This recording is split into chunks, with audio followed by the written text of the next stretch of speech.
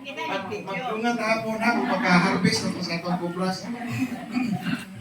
Ingin-ingin, maminaw mo ha. 300 kaping ka kilometro na. Huwag pa may tayo balhabal, huwag pa'y batsilor, huwag pa'y sintior, huwag pa'y rimon, gabakas. Usaya pasakyon siya sa asya. Gadto sa piting luya. Abi ninyo, kining akong pagkasulti, duha na kataon ang nakapamato na ni Principal sa Garcia Hernandez, o particular man siguro sa tudiri, man siguro sa kwasay, o kalimot. Nakaadto siya dito sa diin, asa ang mahal ng Birheng Maria magpatutoy kang Kristo. Batang Isus. Adto siya magpatutoy sa may kahoy ba, nalimot nga sa kahoy. Ang kahoy nga maoy adto mo sandig si Mama Mary, mutabon. Walay nakita nga hilas nga parte nga lawas ni Mama Mary. Titaw mo. Mutabon. Basta-basta. Karon sa pagpauli nila. Nag-abot na dito. Gina na po si Rodes Isoito. Rodes, Jose, bangon. Dadaan ba? Namatay naman si Rodes. Balik na mo. Apan, ayaw dito sa kanang Bethlehem. Ulit siya dito sa Galilea. Kanang Galilea, usa na siya ka baryo o lungsod sa Nazareth. Ano ba? Karon, dito si Kristo sa Galilea. Apan, sa diha nga mitabok na po sila pang Ehipto to Galilea, sin gyapon ang ilang kilometro. 300 kapin na gyapon ang ilang ibaktas. Way na usama. Ikaw tag mahimong 200. Bisag 200, layo ang gihapon. Di ba? Kanang ubay, gikan sa tagbilaran. Katus kapin na na, 112, 120. Oh, tagbilaran na, sangko na ka sa ubay. Sa ito pa mo balik pagkakaduha. Ang gilayon ba? So, Cebu. Ano ba? Tagbilaran to Cebu siguro. Karon, padayon ta. Ang nahitabo, samtang nga mibalik sila, yun ini ang senaryo nahitabo. Si Ginoong Isukristo o si Santa Maria, si Ginoong Santa Maria San Jose, sa dito sa ito, doon tulo ka mga lisod nga asdangon o sa gubangon peligro. Ang Ehipto magod og mukalit og sandstorm, tabunan ka ditong buhi. Sandstorm ba? Usog kayo ang ilang, karang bas, sandstorm. Tabunan ka ditong buhi. Muna'y peligro, umutabog ka o Ehipto. Ikaduhang peligro, ang mga tanga o mga kubra, hilabihan ka mga dagko. Hantog karon na. Patay juga, tanga dito mo patay man. Karon juga. Atong tanga dito. May mga dito tanga yung dagko yun. Pakita mo nila mga tanga dito. No, scorpion ba? Karon, ang ikatulong peligro, ang tulisan. Tulisan. Karon, ang nahitabo, tulisan. Magdaman lagi itaw so. Kauntan sa Jose ko.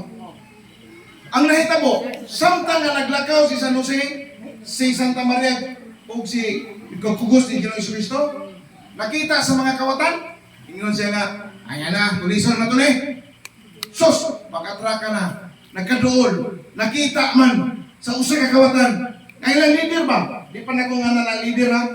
Iyong mag-leader. Uy, gaamag mga dagway ani mga tawhana. Unya, kalinaw kaayo ang ilang nabati. Ang ilang bang nabati sa ilang presensya nga samtang ang huli pamilya ba? Kalinaw ang ilang nabati. Ingon si, nila lang sa mga anak, itiling kayo, ingon itong leader. Huwag mo hilabot. Huwag mo hilabot ani nila. Kaya kini mga tawanan dili sagbot sa katilingban. Padayon sa inyong panang iso. Kaya ba mo kinsa itong maong tulisan? Kaya ba mo kinsa itong tulisan nga leader? Si Dimas! Amo ba? Si Dimas! Kinsa man itong gipa-exempted ni Kristo nga karon-karon dayon magubang ka sa paraiso. Sa tuos kamot nga tulisan. Si Dimas. Tanawon nagtagpo na laydaan Bata si pa? Kristo, bata pa. Si Dimas nga mo'y pinakaubos nga tao, mo'y kinaunang na santos sa simbahang Katoliko aron mo masayod. Kinsa kinaunang santos sa simbahang Katoliko? Dimas. Tulisan pa yun. Mo'y unang nakakawat sa langit. Sa basta niyo na. Labing ubos. Karon, sa dihang pag-abot ni Kristo sa Galilea, dinhi na. Pag-abot nila dito sa Galilea, si Kristo dito mitubo na mida. Si Ginoong Hesus. O kay lagi si San Jose, usaman ka panday, usay ang ilang pagpanginabuhi, pitus-usap. Mao na nga usahay si San Jose, o sa akin pa, mangayam. Mangayam siya. Kaya ano bang, mapok mo, ano bang, tikling baka mo kitahay, langgam. Samtang ikaw San Jose nakagawa kong mga langgam, yan isugo si Santa Maria, lutuan ni demonyo atong di ka mo kalimuto. Sus kaya nga itong Ginoong Jesucristo pagkakita niya mga langgam na matay, gihigap manis Ginoong Jesucristo. Naong sa magnabuhi ang mga langgam. Ingon ka sa isudan ni Ron, pero ang tinuod, ang reaction ni San Jose sa Santa Maria, tining mata, di gid sa basta. Nabuhi! Sus! Pila ray dagan sa istorya. Ang mga silingan sa atong kana tutod liprose. Kana ba ka bang nay sakit mga bata nga kanang gitawag o kana bitong dili makalakaw kana bang naabitay polio. Sus kay ang bata kana polio, napigid man ni Hesus. Batang Hesus. Naong sa bang naulian man. Ayo. Nakita ni Senyor San Jose ni Santa Maria nga kining akong anak di gyud basta-basta. Di gyud basta-basta. Karon nahitabo nga ang ilang silingan nahuog sa ikaupat nga andana nga bata. Upat ka tuig ang bata. Nahuog! Buhi! Upat ka na? Buhi ka? Piti patayag bata. Buhi on. Piti ng swagit sa inahan. Sus, ang mahal nga Bining Maria, ningon ni taon. Anak, di ba imo mo itong gibuhi itong langga? Ika pa, maluwi ka sa inahan, kay piti hilakan. Ikaw, lagi ka. Ang bata, ibalik ang kinabuhi. Nakita na sa mahal na Bining Maria, na kining akong anak, Diyos gede. Mauna nga ang pag-abot sa Juan 2:4, wa na magpanuko si Mama Mary. Katong kasal sa kana. Unsay gingon niya? Anak, wala na ibino. Naibaw na siya. Wa na siya mag-hesitate, magpanuko nga. Ganang, moni buhata. Ingon siya. Babae, kung saan may nabot na tuwan bisita naman ta. Ito ba si Mama Maria? Iyang giingnan ang mga apostoles ug maunay katapusang pulong sa mahal nga Biring Maria. Buhatan ninyo unsay isugo sa akong anak. Buhatan ninyo. Maunay katapusang pulong nga gilitok ni Mama Mary dinha sa Biblia. Ug maoy atong gisunod tanan ang gitudlo sa iyang anak. Milagro na yun. Amen. Maunay siya ipangita. Karon, ang atong pagdebosyon sa Santos nga Rosario. Kanus aman ni magsugod.